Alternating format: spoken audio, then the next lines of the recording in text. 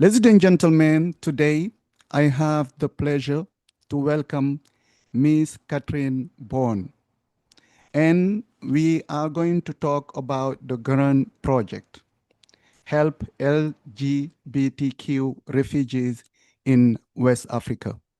Miss Kathryn, thank you very much for joining me on the Human Rights Tree.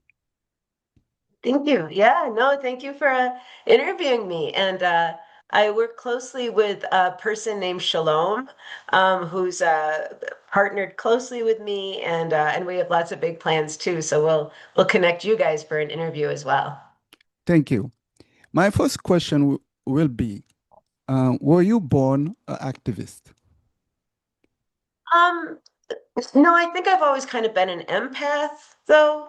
Um, and I really, my background is being an artist, and that's really been what I felt strongly about since I was like 4 years old. And a lot of what I do still ultimately comes down to the arts and support of the arts. And I've gone on a crazy journey with medicine and technology and education.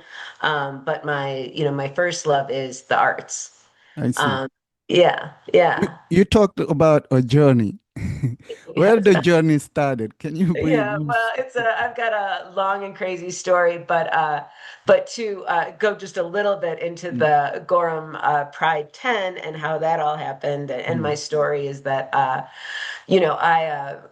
was a kind of a wild kid growing up and got into lots of trouble and mm, kind of found my way. And like I said, found my way as an artist. And then I found my way as a corporate professional in technology, then got into the pharmaceutical industry. And then that 6 years ago began my journey with an interest in the African healthcare system, specifically the sub-Saharan African healthcare system, and even made a little puppet show called Africa versus Big Pharma.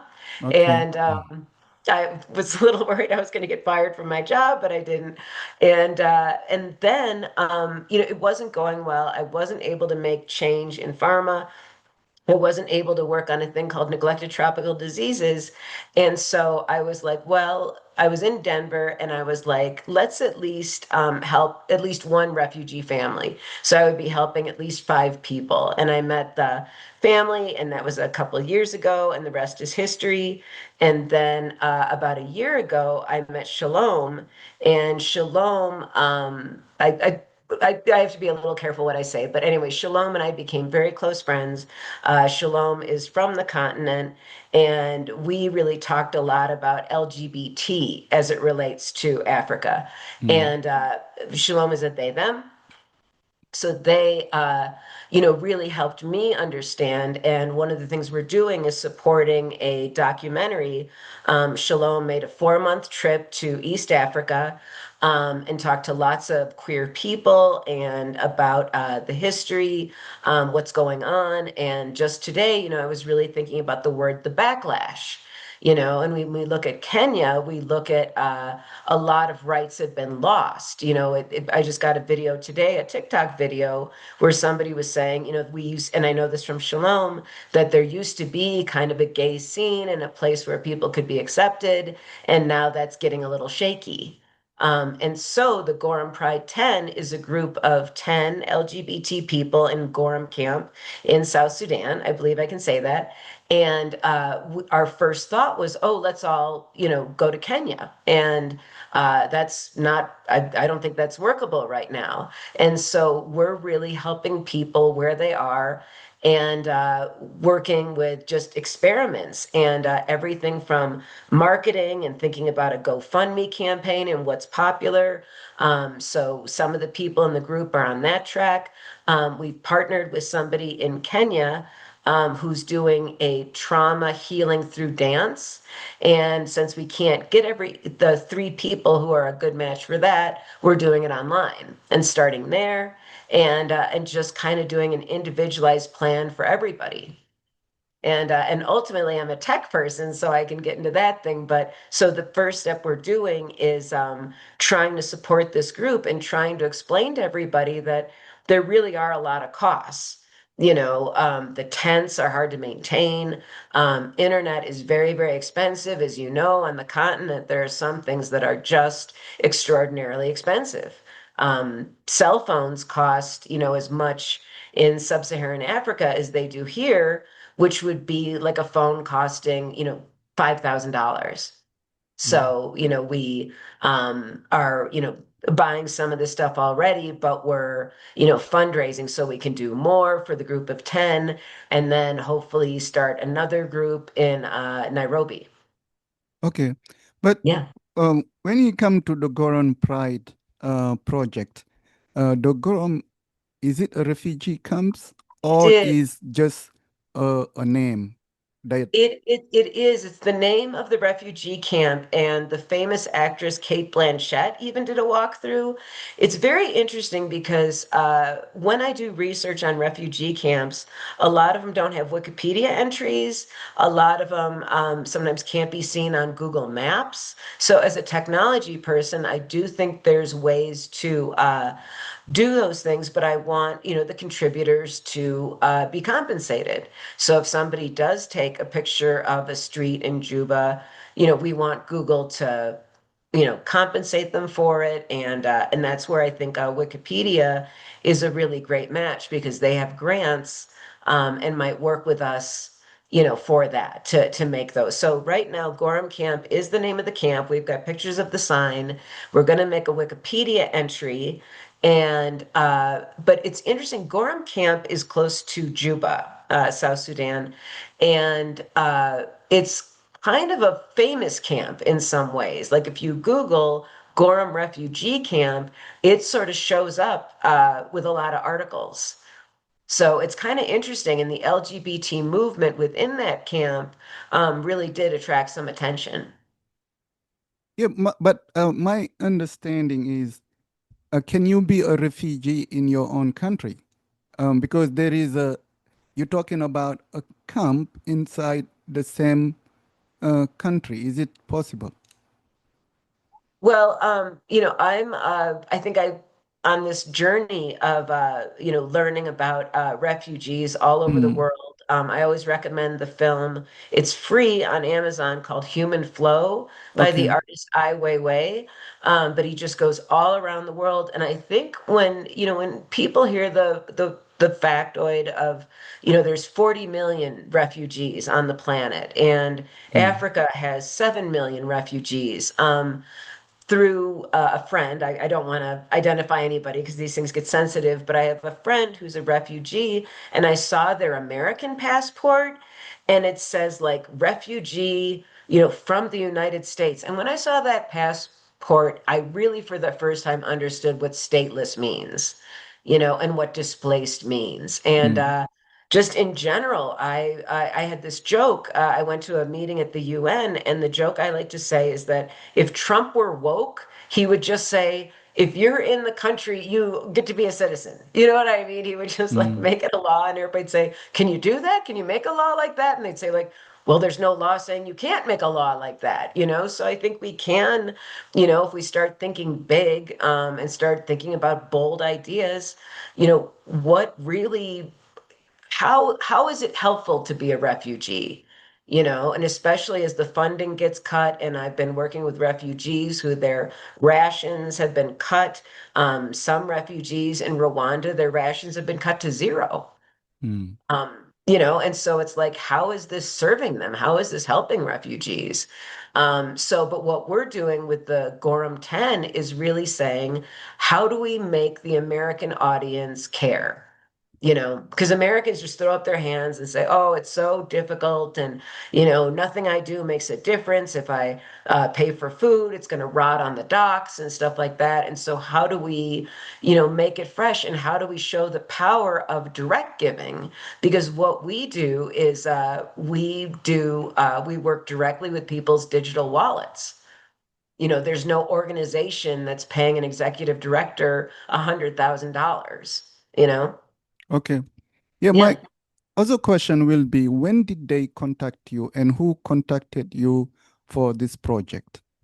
Yeah, well, again, I don't want to say names, but I have a friend who's has a relative that was in Gorom camp, and as we were talking about LGBT refugees, this friend was like, we were talking about trans people in refugee camps in Africa, and we started talking about this was almost a year ago, but getting menstrual pads anonymously to trans men in refugee camps in Africa because our experiments had showed that when people had a little extra money, first they got food, then they got sanitary napkins. And so we knew some, and then this friend, I was like, oh, if only we knew some trans men in refugee camps in Africa. And they were like, oh, I know like three personally. They're friends of mine. And then we just became friends and using WhatsApp and just time and conversations and a little bit of help that went a long way. I just, I was even thinking today as a person who's in business, they've really been almost like a focus group, to help me understand and like, because I'm an American who has ideas about what I think will help, but by actually being friends with people, I learn I've got a lot of bad ideas. I've got a lot of things I thought about that would work and people were like, no, that wouldn't work. And so we still have these challenges. So we're really almost pre-launching now because we're really just trying to show like, what do we need a budget for? Do we need a budget to fix the tent or should we go to Juba? Like I said, we were talking about going to Kenya, but Kenya's not that hospitable. Some of these folks are from Kenya originally and are nervous about going back. So one of the things we're fundraising for is legal help. Okay, legal help. Mm, Yeah, yeah. I see. So looking at the whole big picture. And So so yeah, but it goes down to funding and like I said, I really feel like one of the ways I can contribute is I have a history with fundraising and sales and corporate stuff and so I feel like that's what I hope to bring, short term, like within 90 days. So yes. that's the hope. Yeah. So when they contacted you guys, did they what uh, um, assistant they ask for? Can you But list yeah, the well, number of assistants they ask for help? yeah, well, my number got around a little bit, and I got a lot of people writing, and then we have a wonderful staff member, Jacob, who's based in Nairobi, and we had so many people coming to us. I said we have to have a process, we have to have intake, and so we created a form to get to know everybody. But the group we were focused on is this amazing group of, we'll just say gay people as a shorthand for LGBT, a group of gay people who had really stuck together and weathered the storm. And what was so overwhelming, though, is that the needs were so acute. As I like to say, 6 months ago, we were talking about driving lessons and 3D printers, and today all we're talking about is food. The sexual harassment they're experiencing, I'm not going to get teared up, but the word constant comes up. It's Okay. constant harassment. There is a lot, I describe it as people experiencing violence. So it makes everything difficult. Like if we got them a really nice shelter instead of a tent, there would be probably some jealousy and it could cause problems. So, we really have to take things slowly and unpack things slowly Mm. and try to make the most of every dollar, while we're self-funded. Okay. Yeah. While they are asking for assistance, I am assuming they have many needs they want to achieve. What were you able to achieve by talking to them? Did you have few things you were able to do to Yeah, help yeah, them? we're really going in order of what we need in terms of help, like I said, getting the message out, making sure that we're centered on what they need and teaching them to advocate for themselves, teaching them about the American audience and perception. And so, but like I said, first thing was food. In Gorham Camp, the water is filthy, it's contaminated. I work with a not-for-profit called Aid, and we talk about water and sanitation, and it's just awful. Everybody's getting typhoid. So number one was food. And then we did kind of say like, hey, can you show us some pictures and let us know you got it? And they do, and they're wonderful. We love the videos. So food first, clean water, and then phones and internet. And I think that's what we've kind of, as this week, succeeded. And then next week is really tent repair. Just for right now, we've decided the thing to do is everybody wants to stay where they are and just work on the tents they have. But so what we also do is do research though. So it's like the tents are falling apart, and it's like, well, shouldn't UNHCR be providing these tents? And so then we're starting to kind of write to these aid organizations and saying like, is anybody there? You know, like how do we get a free tent? And here's a Norwegian group that claims to build shelters. You know, where are they? There's a group called Peace Winds that's supposed to be focused on South Sudan. We've tried contacting them. They don't write us back. So we are also working to kind of do systemic stuff. You know, like when people go to a medical clinic in the refugee camp, like why are they being asked to pay for services? You know, and then maybe we can help the clinic. Like they really don't seem to have any medicines. So basically, after noticing the issue they are having and contacting the organization that work in that field, you didn't receive any satisfactory response from those organizations? Yeah, well, in fairness, we haven't done as much as we plan to do. Mm. And we plan to go back and talk to them again. But no, I have an assistant. I'll do a shout out to Michelle, who's a real spitfire. And, you know, when this first happened a couple of months ago and we really started to get to know the Gorom 10, we really kind of were saying like, where is everybody?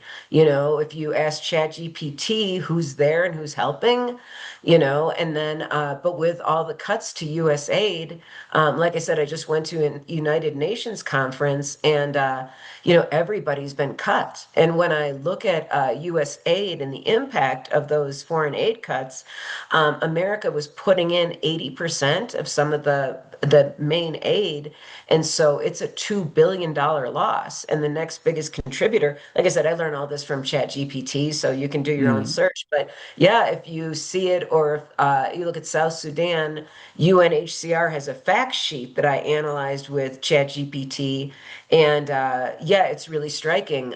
We went from almost $900 per year per refugee, which is awful, to $30 per year per refugee.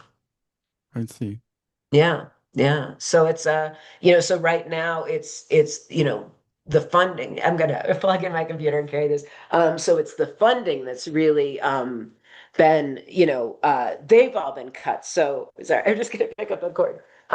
So yeah, it's we had a lot of plans in November, and we were, you know, excited. We were going to talk to donors, we were going to talk to foundations, and then the inauguration happened, and we really had to, you know, start over. But, you know, I'm a big believer in creative thinking. And like I said, I have a history with fundraising. And so starting next week, I'm going to make sure every day I spend an hour on the phone asking for money, you know.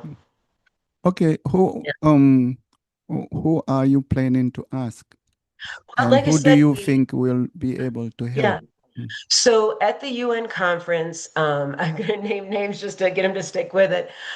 We met with Wikimedia, which owns, it's a foundation that does Wikipedia. Talked to them about compensation for and grants for Wikipedia contributors. So we've even started on that, just starting yesterday. I just went to the conference last week. So, and then Freedom of the Press Foundation is a granting organization that I met someone there, and they were very excited about the work we were doing. And so we're looking at it from a filmmaking perspective. So those are my first two. But then there's also two groups, and I'll just say them because they're lovely people. The Human Rights Alliance in Santa Fe, where I live. Great LGBT group. They're very interested. They have a book called Gender Transition for Dummies, and we're going to make an African chapter. Mm, And we want, it'd be great if they donated some books and donated some expertise, and we could talk about that. Shalom is very interested in that project too. We're going to be working on that. And then the second group is the Transgender Resource Group, New Mexico. They're a big organization. They're doing great work. And so that's a lot of our focus, obviously, is LGBT, but in particular, trans people. I see. So, how is the situation of LGBTQ um, movement in Santa Fe? They claim, again, it's an art town, and they claim that they're so liberal that they don't need like a lesbian bar. One funny thing is I met someone at the UN conference and told them about official certified lesbian bars. And there's a site called the Lesbian Bar Project. And it's, because you have to be a queer, inclusive space. But they're wonderful spaces and they're flourishing in America. And I feel like they're really the heartbeat of the resistance in some ways. And so we even made a joke, and I'm going to make a huge shout out to Pearl Divers.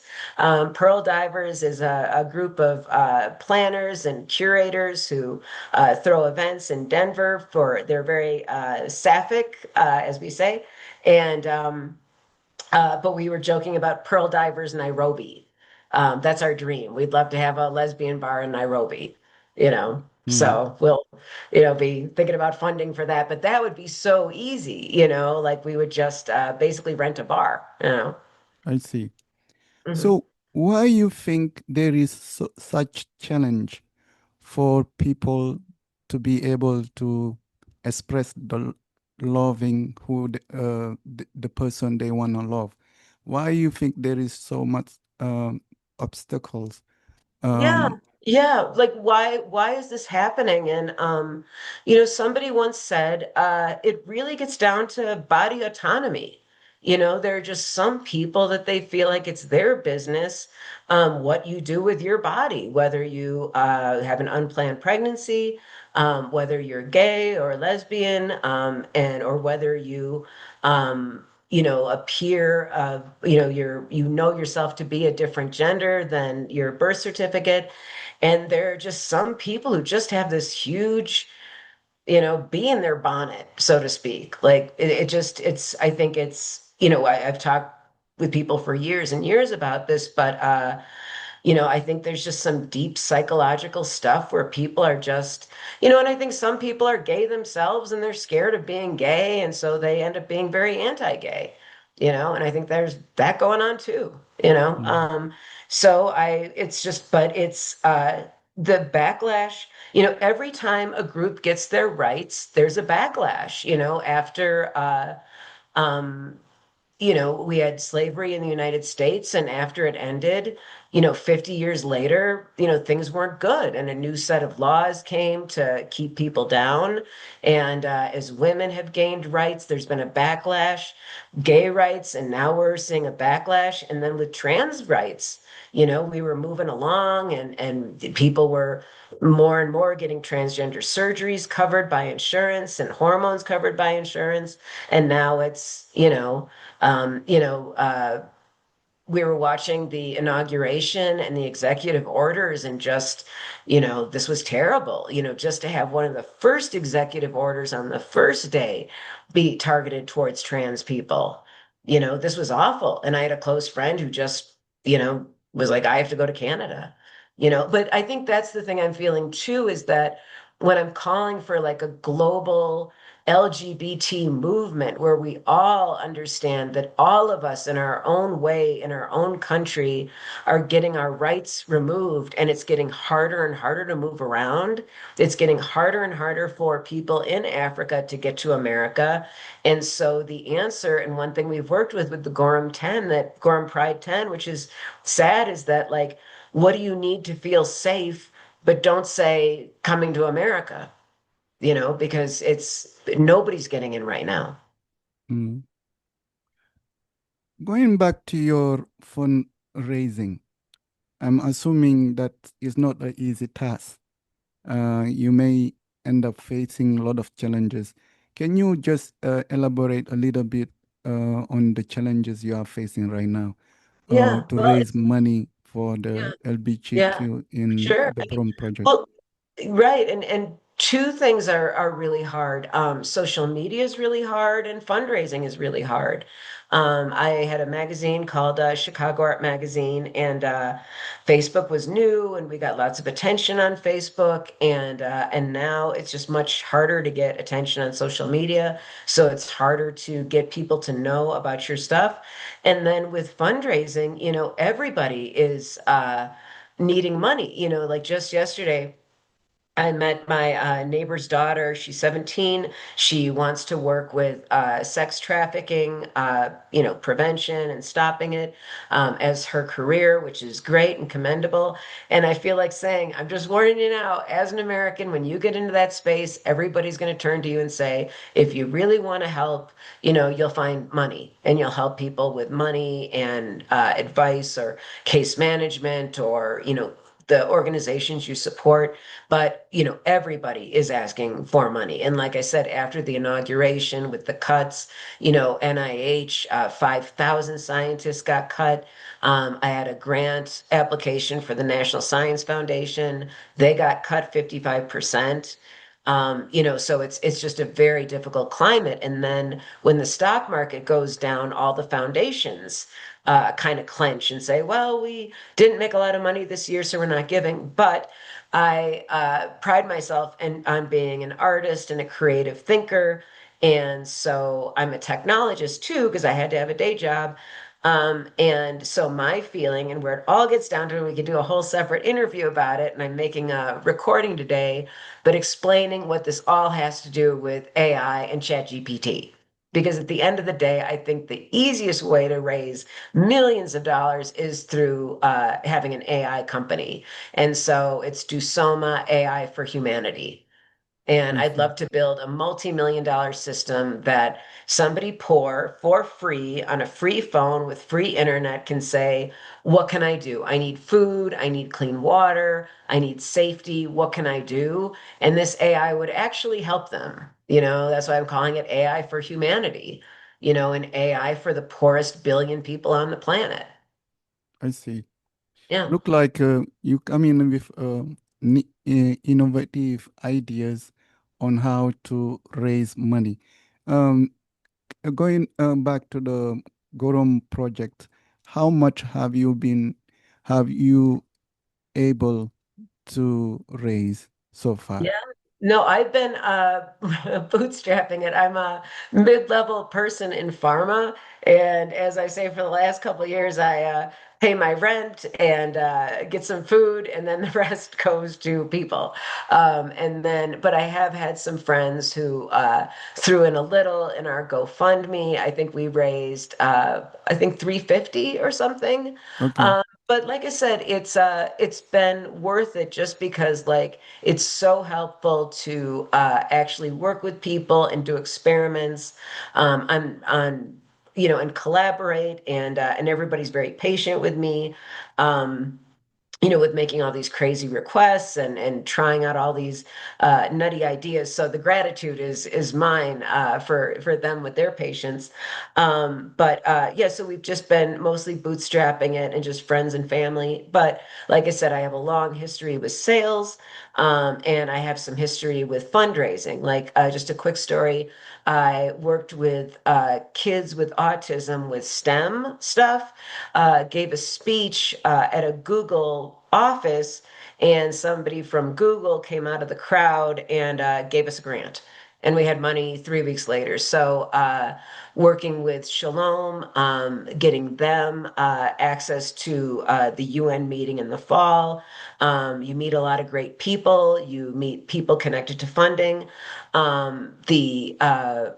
The open source conference for the UN that I went to, these open source groups do grants. So there are a lot of people with grants who are looking for good projects.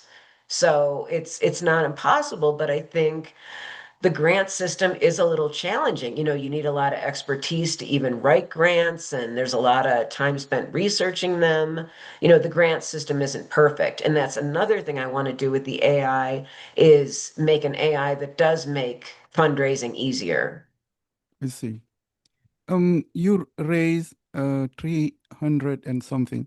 Were you able to also reach out to other LGBTQ organization for help? Yeah, well, all of them are, fundraising too, and like I said, these cuts have been, really, really catastrophic, and so nobody's thriving right now. So, when I do fundraising, I think exclusively about the American audience and the Western audience, because everybody in sub-Saharan Africa. I would never ask an LGBT group for money. If anything, I would work with them and try to, like I said, I want to combine all our efforts. I want to make a global effort that talks about how we're all, in the same boat, and Mm, that's why I'm making marketing stuff called the Backlash, and just all of us acknowledging.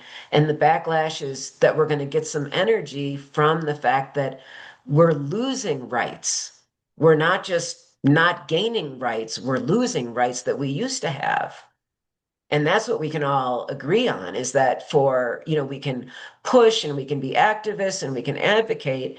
But I think what I'd like to do is not just financial partnerships with the West, but have some of these people who are my age, who are LGBT, talk about the struggles in the 80s, because it was not easy to be gay in 1980 in America. AIDS, just when gay people were starting to get some rights, AIDS happened, and everybody was terrified of gay people. And I'll just say my age, I'm 54. And so I was about 14 in 1981, and what the climate was like, the homophobia. So when I hear stories from people in sub-Saharan Africa, it's more extreme because they're facing poverty and refugee camps are a tough environment. But there was tremendous homophobia in America.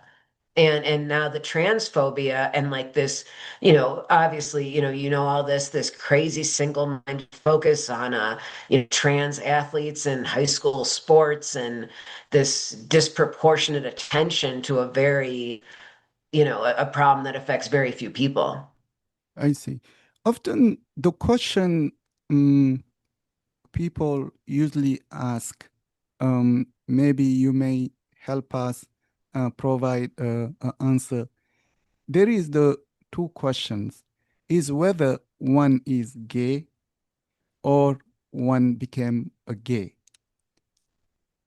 What is your take on it? Because I think responding to Yeah, that yeah. question can bring a huge light to the issue of prejudices many gay people are facing.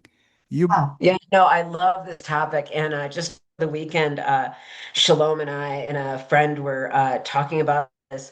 So, coming from the sciences too. So, one of my background is in 2016, I worked, I'll say it, I'm happy to have worked there, at the American Society of Plastic Surgeons. It was 2016. Caitlyn Jenner had just transitioned and was on the cover of Vanity Fair. And I ran around the organization saying, where are we on this? We should be talking about facial feminization surgery. And I ended up being a part of the first CME, continuing medical education on transgender surgery, as we called it back then.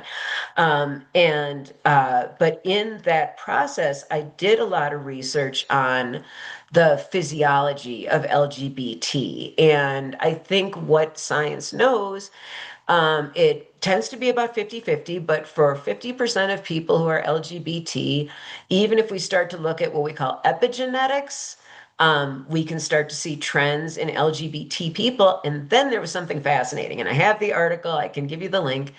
But there was an AI that would look at people's faces, and within 80% for men, it could identify gay men. and it was like an AI. And so it's like, for me, studying facial feminization in the surgery, we studied a lot about like what makes a face look female and what makes a face look male. And so when people do facial feminization, they first thing they do is they lift their eyes and eyebrows up because biological women, it's just hard to use the right term, but women who are identified female at birth have a bigger space. They have bigger eyes and they've got a bigger space. They have smaller jaw lines, they have smaller noses, and so when people are appearing gay on an AI, it's because, and what's great about this article, there's a picture of two women, and it's like, which one's the lesbian? And you just kind of know which one the lesbian is. And the other reference I'll point to is a great film that came out in 2015 called Do I Sound Gay? And this has come up recently with the Gorom Pride 10 because what's so fascinating is the insistent, persistent, and consistent nature of trans and LGBT. These folks have been like they're visually identifiable as gay. And as I started to meet them and connect with them through video and WhatsApp, it was really funny because it's like, and I can say this as a queer person myself, it's like, oh, these people are gay. You know what I mean? You could just tell it's a universal. And so when we got their profiles and started to understand everybody's story, and again, that constant harassment and the experience of violence, it's generally because they were identified as LGBT. And, this is really in spite of it. But I think the exciting story that I think we should be talking about in America is, um, we talk about LGBT rights in sub-Saharan Africa, but and just this weekend, Shalom and I were talking about it. We're not celebrating that there is this huge surge of LGBT in sub-Saharan Africa, despite, the resistance, despite the homophobia. There is a huge surge. Like somebody was talking about Kakuma camp, and I said, well, how many, LGBT people, are needing help in just one camp? And they were like 400. And I was like, 400 people? That's a lot of people. So basically, you believe that people with um, the movement growing, people are basically coming from their hiding places and identifying the person they are. Let's go to LGBTQ. What make somebody a L carry the letter L? Yeah, yeah. Well, one interesting uh, trivia is it's called Why is it LGBT? And it originally was like GLBT, and the lesbians were like, nope, we want to be first for once. We always come second. We want to be first. And I think that was a great decision. I think being, like I said, somebody who's identified as queer, and, I have my history starting in my 20s. I have a love, like I said, we talk about lesbian bars and stuff like that and sapphic. So to me, the short answer is L is, this group. They're not trans men, they're cisgender women who identify as lesbians. What about the G? Stand The for what? G, How can yeah, you differentiate between a lesbian and somebody who carry the letter G? the G letter. Well, and if we think of G representing gay men, and that's what's every letter has its own like challenges and things going on.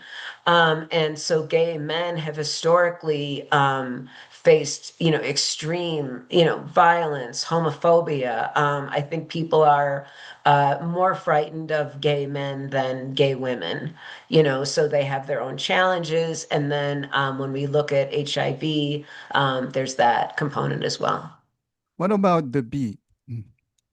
Yeah, and then bisexuals are the sometimes the not always included well, and it's great that they're included because sometimes, especially for bisexual men, there's been a lot of great stuff written about it. They were seen as like they were really gay men, but they were pretending. And then for bisexual women, it was so fetishized. But yeah, I think that, with bi and then the word queer, is more recent, then that really sort of there's a lot of overlap too. I see. So basically, these actually mean they are in. Sometime they can be identified as a gay, and sometimes they can be identified as a lesbians. Is it the case when you come to the B?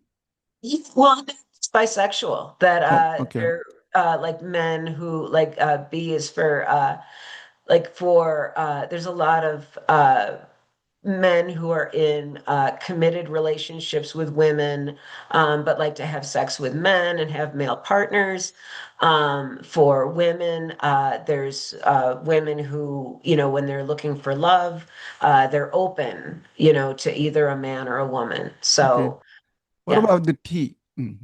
Well, and then T is trans. My Okay, beloved, it's how I identify. And trans is all the spectrum of everybody from non-gender conforming or non-binary. There's lots of languages, like the pronoun I like for myself is Z and Zer. I have lots of friends who are they and them, and I do get it wrong sometimes. And I always tell people, if you get it wrong, just keep on trying. It can be tricky at first. But and then trans, obviously, with trans men and trans women. When I was in health, there is a lot of talk of young people transitioning. And again, it's a political hotspot, and the conservatives love to attack, transitioning young people. But there are transitioning young people, and I have a lot of friends. In fact, I did a count. I have 9 friends with children who transitioned before the age of 15. And, not one has changed back, what they call detransitioning. So my allyship does include, common sense measures for gender affirming treatment for everyone on the trans spectrum. And again, just human rights, just the right to do it. I mean, like I said, these people get so bent out of a shape when somebody identified male at birth wears a dress. And one thing that I like to show people living in America, um, you can be yourself, you can be trans, you don't have to pass, and you don't get hassled. Like I went to a trans protest in America. We were on the street and not one person, harassed us. Nobody threw their drink at us. mm. What about the Q? The Q is complicated. And I was just talking about that this weekend. I'll just make it brief. But queer is, kind of the label for people who don't want a label, and just fall into any other, thing of it. So it can be somebody who's changing, who doesn't want to commit to anything. And, it can really be anything. It's just a nice umbrella term. And it was a term that I liked quite a bit. Okay. Among these letters, which one you identify yourself in? Uh, Queer. Yeah. So, And trans. And how was trans. it growing up as a child? And did you have because the movement have a history. In many cases around the world, people were hiding for a long time because they didn't want to be persecuted or they didn't want to be shamed. Did you have the same issue, or were you part, or did you come out in the early ages of your childhood? Were you able to express your identity? Yeah. So, Hey, I haven't really been asked that question a lot. So and that's why I love the term queer when I heard it in the early 2000s. because I didn't like the term bisexual. I had never really given it much thought until college, and then in college started to identify as bisexual, had girlfriends, and then had gotten to a point where I felt like, no, this doesn't really describe me. I think, and somebody said to me, like, if you're straight, there's nothing you can do, you just are what you are. And but for me, I was so liberal and so far left, and I loved the gay community, in the arts. I had lots of friends who were lesbians, and it was like I wanted to be a lesbian and I wanted to be in that community, but my body wasn't really cooperating at the time. And so, on some level, and then I had always known and met and heard about these older women who, when their children were older, became lesbians. And I kind of looked at that and I was like, I bet that's going to happen to me. So that was kind of my story. But like I say, what I always like to talk to people in these hard climates with homophobia about is that, like, in America, I mean, like, I loved the lesbian community and I loved lesbian bars in the 90s, and it was a wonderful progressive community, and so it was, and they live in America. And, I've seen lesbians who live right in the middle of affluent suburban neighborhoods, and everybody loves them, and they experience almost no discrimination. And, so yeah, so it's not a hardship story. And that's why I know what's going to happen in Africa in 20 years, because there will be acceptance. It just happens. Growing up in America, knowing inside you who you identify yourself, do you always have those fears that you will not be accepted Yeah, by your family, your community, or your work sure. environment? Yeah, And how no, and and I'm how those yeah. fears affect you physically and mentally? Yeah, well, I mean, I'm older, and I've, quote unquote, what they say, I've done the work, and I've been an ally for a really long time. Lots of good friends, and I am really, really lucky. I have a tremendous support community. I'll just say, in 2023, I got breast cancer, and I had such an outpouring of care and love that I had like a newsletter for how I was doing, because there were so many people who had reached out and cared about me. So, my life has changed, and I won't get too much into my personal life, but I'm living in Los Alamos, and the whole idea of chosen family. And I'm really feeling that chosen family. And just this weekend, I was back in Denver, hanging out with Shalom and a friend. And, I've got my little non-gender conforming outfit on, and I've gotten rid of all my girl clothes, and Mm, they're all they, thems. And I just felt like I belonged, and I see. that's what I kind of am talking to everybody about too, is that, like, for the Gorom 10, I was like, we want see progress. We have this first video of everybody picking up their food, but the hope is, that we'll be able to share that joy. Like, my close friend is a trans woman. We love the hair, the clothes. We have somebody in the Gorom 10 who's this tiny little beautiful trans woman, and just to see her in a full face of makeup with a beautiful dress on, and that's what 6 weeks of universal basic income did, so Mm, there's the joy and the beauty of it, and the affirming things. For me, I have a whole story, and I've written a long essay about, I had body dysmorphic disorder, and for me, being non-gendered really helped that problem go away. I see. Yeah. As you emphasize in our conversation that there is a history in the LGBTQ movement. There people fought for their right. At certain point, they still fighting. And you emphasize that at this point and at this moment we are losing rights. So can you just cite few rights you think the LGBTQ are losing? Yeah. Well, would more here in the United States or in the world or in sub-Saharan Africa? Both. We can Okay, start all the, with yeah, United States, and after that we go yeah, through the African yeah. continent. Well, I'll say it, and I don't want to offend any groups, but I do feel like evangelical Christians have taken this stance where, like I said, they've started to feel like this is their problem, And I had a person that I used to consider a close friend, and we talked about, I'll just say it, that shalom is a they them, and they just refused to use that pronoun, and they just felt it was their feeling as a Christian to stand up for some sort of truth or whatever. So I feel like those movements, like when you look at the anti-LGBT stuff in Uganda, this is not coming from African culture. This is coming from homophobia from Western Christians. And Shalom, in their documentary that they're doing, is really talking a lot about that the United States is even importing homophobia into sub-Saharan Africa. So it's terrible. And, with a lot of different religions, one thing they have in common is they're not thrilled with the idea of being gay.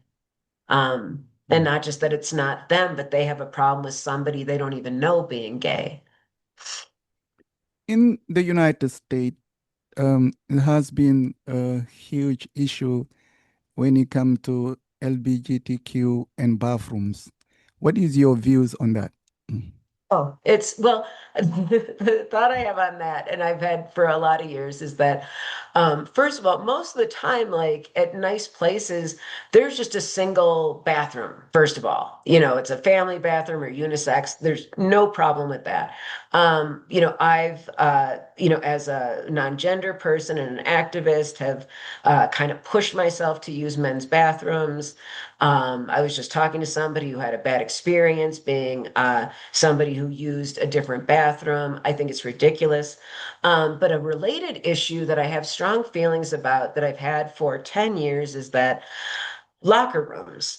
I do think locker rooms are sort of unworkable. And I do really think I've seen gyms where they just have family changing rooms and you go into a stall. I think public nudity is really not for everybody. And there's a lot of people for whom it does not work for. And when I was working at the Plastic Surgery Society, there were lots of teenagers getting uh, breast surgeries done because of these stupid locker rooms. They had a breast deformity and then they were doing surgery. And the only reason they were doing surgery at 15 was because of a stupid locker room. And they had a thing called tubular breasts, and my daughter, had this locker room lady who, if you tried to change in the bathroom, she would take your clothes and you'd have to march out in your underwear or naked to pick up your clothes. And I'm like, I hate that woman. It's like, I just think, there's always answers to these things. And when we look at the complexities of transgender athletes, there are solutions. But the problem with the people who don't like trans women athletes is they're just transphobic. They just don't like trans people at all. They don't want solutions. They don't want to figure out something that works for everybody, you know? Um, when you come to the pronouns, I'm just asking a question. Perhaps you can help us navigate in that complex subject. Um, Usually, when we identify a person physically, you even brought up AI on how to. Sometimes AI can identify people, but for the common people like me or other people, how how can you be able to say she or he without offending the person? Because often biology, when you see a person, you can say is a female or a male. However, there is the transitionings and gender changes, and that we need to be aware of it and be able to respect it. What advice can you give to people on how to navigate that complex route on naming people genders? Sure, it's a great question. And when we look at African languages like Kinyarwanda, there is no he, she, they just don't have it. So Mm. that's very interesting. And as we look at AI and translation technology, I've always thought that was interesting. For me, one thing about my job in pharma is that we have a lot of scientists and they'll have a name. They're from South Asia or Asia. And by looking at their name, you don't know their gender. And so when we write emails about a scientist, I don't assume to know their gender. So I'll just say, Lee is asking for something. The scientist would like to see the data, and I'll say the scientist or something like that. So I'm just feeling like gender and pronouns is kind of going the way of the dodo. I think, my Ashley and I always talk about like sir and ma'am. She's from the South. She likes sir and ma'am. We debate it. I think it's confusing. I think it's hard to be looking at somebody and trying to figure out. I know a lot of Gen Z people who are non-binary. I've met a young person who goes by she, and you would certainly not know by the facial hair and all that stuff that they go by she, but she does, and that's great. So I tend to not really use much gender language at all. A lot of us in the community do tend to default to they, them. It's grammatically correct. And also, as a lover of Chat GPT, in some ways I like it, in some ways I don't.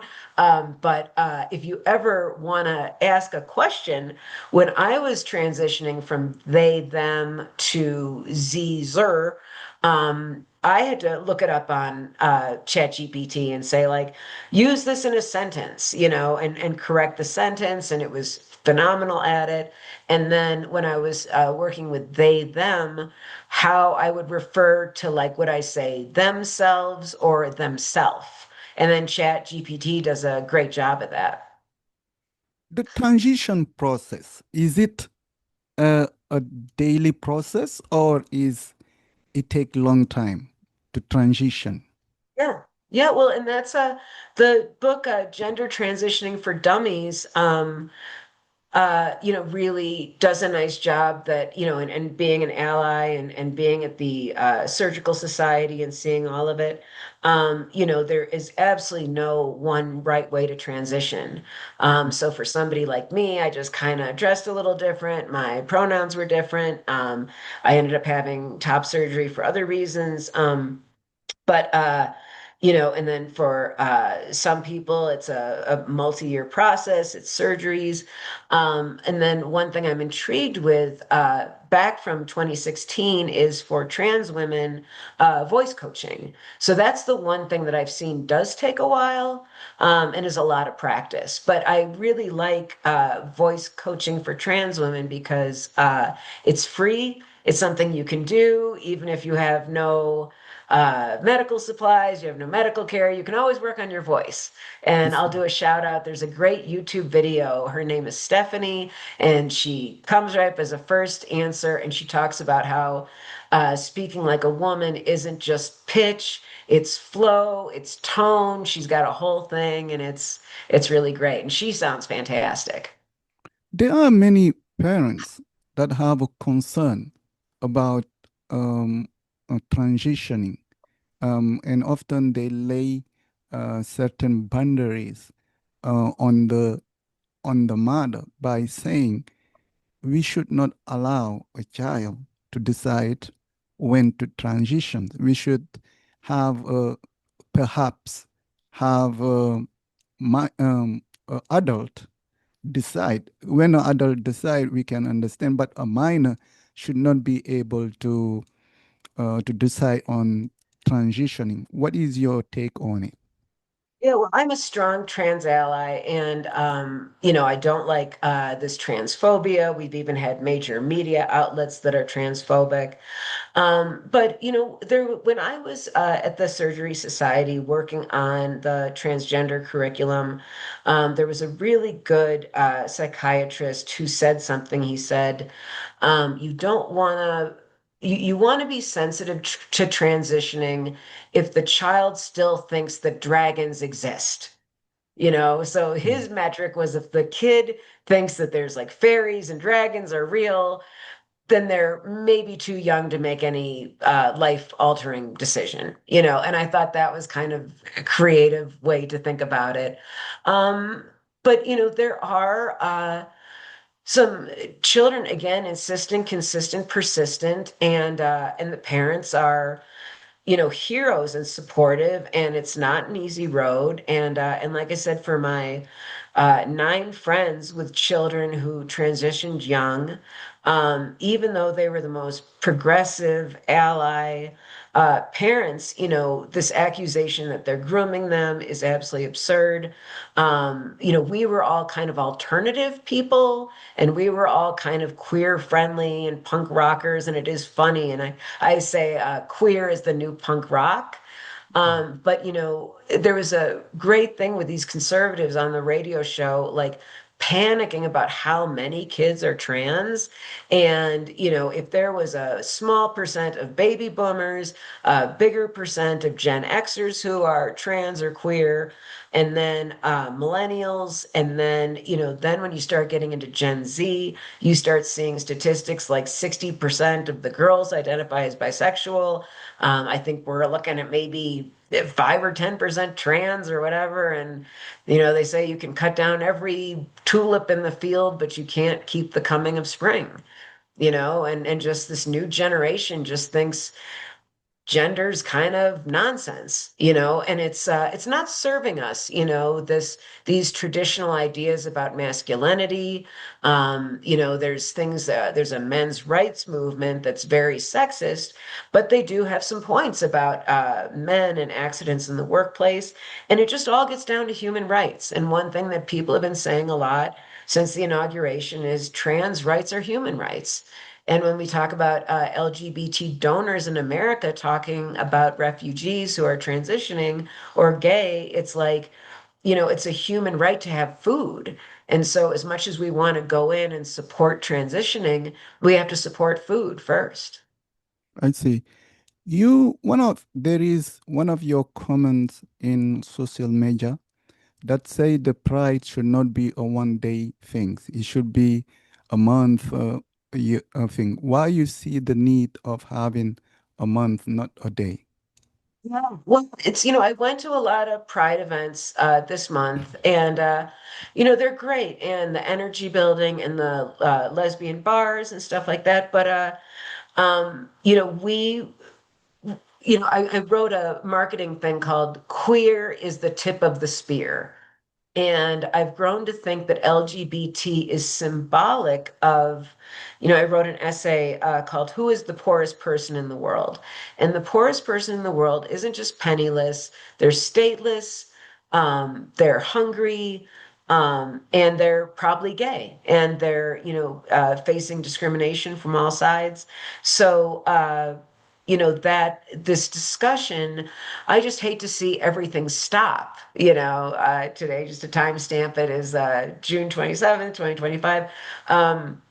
And to see this all like, stop the support in 3 days and like I said, what's happening in Gorom camp with discrimination and Juba, and like I said, with the Gorom 10, the reason we haven't really announced it and gone too big is we're still just figuring out like where to go. They can't come to the United States. Kenya doesn't feel right. Juba doesn't feel right. The camp's not safe. They're getting tossed out, and this is really a very, very challenging situation. I see. And that's why I'm really going for big fundraising, because like we really need like a nice house with like a big gate or something at this point. Mm. In Africa, many people basically, um, based on voices and things, they feel like LGBTQ has been accepted by society. But their problem is there is a movement of propaganda on promoting this way of life, um, and they against that. So, what do you say about those? What is your view? What answer can you provide on those people who have such views? Well, it's what's fascinating about homophobia that I've learned really from the Gorom 10 and my friends Mm, in Africa is that it's all the same old excuses. And again, a lot of it is religion based, yeah, that they feel their Bible says it's wrong. And when somebody says something when it's religion based, like they can't be wrong. They will never, never admit to being wrong, and that's why I really lost my patience with some of these religious ideas because they're never going to change. But one argument, especially they used to do in the '80s in America, is the children, they're going to influence the children, and still in America, and again, talk about losing their rights. Gay people adopting and that's being questioned. Gay marriage in America is being questioned in the backlash, and but it's ridiculous because gay people got the right to adopt, and there's you know tons of children who were foster children who've grown up in these wonderful, loving homes, and the data supports that. Gay parents are just as good, if not better, than all the other parents. They've been put under the microscope and they've done incredibly well. So I think it is just a matter of time. But like I said, when every group gets a little bit of their rights, there's always this backlash. And like I mm, said, with the abortion rights, it's the clearest example of this. It's a right that people got. It changed society. It transformed people's lives, and everything was going fine. And then suddenly, Roe versus Wade just got overturned. And again, I think what we all need to do is come together and understand that it's all the umbrella of body autonomy. And when I was talking about things continuing on, I want to call it like Body Autonomy Freedom Month. So we're, abortion rights, gender rights, human rights, it's your body. I see. Recently, you visited the United Nations. How was your trip to the United Nations, and were you able to advocate or contact people about the issue of the Gorom Pride 10? Resonated a little.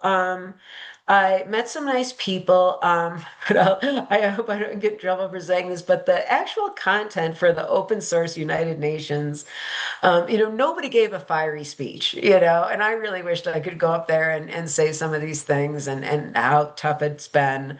It was really kind of a tech conference and a little bit of a feeling of moving chairs on the Titanic with some things. And like I said, I work in tech in pharma, so I'm used to all the tech speak. The open source stuff is great because it would be AIs that don't charge you. By the way, I'm gonna take my computer again and get a Kleenex. But I have a cold. It's okay. But Shalom and I'll say it because this is my hope. And if anybody has any suggestions, we are all ears. But I would love Shalom to go to the conference on like September 9th in New York, because I think they would be a fantastic contributor.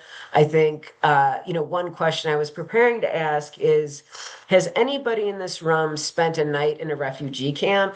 And without even asking, I feel pretty confident that almost no one has. And so there's no representation that I could see of like queer refugees, people of color. It's an international conference, so there were a lot of non-white people, but definitely like I would say, wealthy administrative level people. There was Mm, nobody, and so one of the things we're working with the Gorom 10, that's our goal, is like when we look at maker spaces and co-working spaces in Juba, how do we get them ready and confident and they can walk into these maker spaces feeling like they belong with their head held high, not coming straight from a camp where there's no running water, fresh clothing, clothing in the gender they know themselves to be. So we have this dream of it's a positivity and participating. And then just one little funny thing I'm interested in. I love maker spaces and I love 3D printing. And one of the things I'm intrigued with is learning about 3D printers because you can 3D print a house. So, mm. you know, So Are you planning one day to go visit the Gorom Pride Camp? That And would be if great. yes, Yeah. when No, are you yeah. going to do that? Well, so I'm not the healthiest person in the world, which is a whole other thing that we're figuring out. And I like to say I've popped out of the grave once again, and I run Dusoma, knowing that I'm not going to live forever, and thinking about who's going to take over, and that's why Mm, Shalom is so important to me. Um, but I started helping people in Rwanda, mm, and the family that I help here is from Mahama camp. And so I think my first thought was Rwanda. And then, like I said, in the Gorom camp thing just sort of happened. I'm also very interested in Kenya, and particularly Nairobi. So I think the hope would be like we're working with someone with the trauma dance program who's in Nairobi, and he's gonna maybe make the trip to South Sudan. But like I said, we'd love to help Kenya and Nairobi be a more welcoming place. South Sudan is just a little difficult, and I won't say anything controversial, but when you're looking at a strong religious presence in that government, we'll just have to see. But like I said, the thing we're trying to figure out is the for the Gorum Pride 10. It does feel like we say between a rock and a hard place. I It is see. hard to figure out where to go. So, but it'd For be the nice to all meet in Nairobi. Current Pride uh, 10, when is it going to be an ongoing fundraising, or there is a deadline if one want to contribute? So basically, when is the deadline if there is a one, and if somebody wanna support your work on doing the fundraising, how can they do that, and who should they reach out? Yeah, well, I'm on social media. I think my Instagram is Kathryn 071, and then Kathryn Bourne on Facebook, and we can put in a link. But yeah, we have a GoFundMe that 100, not just 100% goes to the group, 100 an extra 10% goes to the group to make sure we cover any fees. We show proof of that. So that's the easy one. And then, like the refugee family here, I do tend to fall in love with people and not want to ever stop helping them. So my commitment is as long as I live and even after I go, thinking about supporting them. But the closest thing to an end would be when they're doing so well and they're so empowered, like the family I work with here in the Aurora area, Aurora, Colorado, the famous place that Trump picks on. They're working now. The dad is, working all the time. The mom got a job and they're, doing very well. The kids learned English and, we're still friends, but they don't need as much support as when they first moved in, like with leases and bad landlords and stuff like that. And for this group, we're starting to know each of the 10, and then their goals and dreams, and everybody, to teach them the grant writing and the fundraising. Because ironically, I think one of the best jobs for people to get is learning American fundraising. And the one thing I'll say to encourage everybody and remind everybody, there's 1.5 million private foundations in America, and they are legally obligated to give 5% of their wealth away every year. And so one of the things I'm doing with my AI is knocking on all 1.5 million doors and saying, did you give your 5% away this year? And then what are you looking to fund? Don't make it so difficult. Don't make a laborious process. I can connect you with all sorts of, so like the conversation we'll have next time, you and I, is like, what do you need? How can we connect you with, maybe media organizations? There's tons of press related stuff. If you're doing interviews, and there's LGBT stuff, and just little by little hacking away at those sources.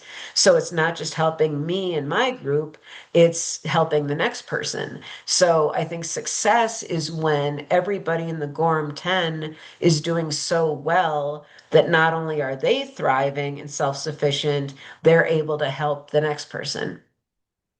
Miss Kathryn, I will say thank you very much for joining me under the Human Rights Tree. I am very grateful of your time, taking your precious time on sharing about the LGBTQ um, movement and rights in United States, and more specifically with the Gorom Pride uh, 10. I think the conversation is ongoing conversation, and I hope we will keep in touch and keep talking. I would love to learn more about what is happening and how you were able to overcome the challenges. However, I will give you the last words before we end the conversation. Again, thank you. Yeah, no, and thank you. And and I always say for people on social media, a lot of people aren't in a position where they can give financially, but we can all share. So I'd love to see your stuff get shared. And when people share it and they personally vouch for you and they say, I've listened to this, I love this, that's really, really helpful. So, and thank you for the work you're doing and thank you for taking the time to talk to me too. Well, it's my pleasure. And Oh, let's keep in touch. And yes, thank you. yes. Okay, thank you. Bye All bye. right.